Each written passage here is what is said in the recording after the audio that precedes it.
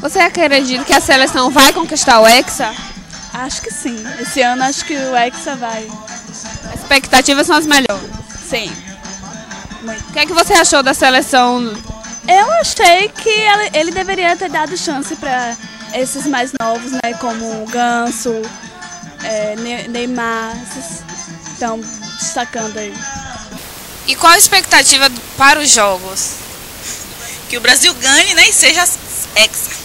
Você acha que o Brasil dessa vez leva o Hexa? Acho que sim. Eu não tô com muita fé na seleção brasileira, não. Por quê? Sei lá, faltou algum craque ali naquele meio ali pra resolver. Um Ronaldinho, um Ganso. Eu acredito nessa seleção, porque os outros que já estavam assim, com o nome feito, já tinham fama, eles não tinham a garra, não estavam com a sede que esses estão, de trazer o Hexa pra gente e pra eles mesmo, que a vida deles não vai ser a mesma.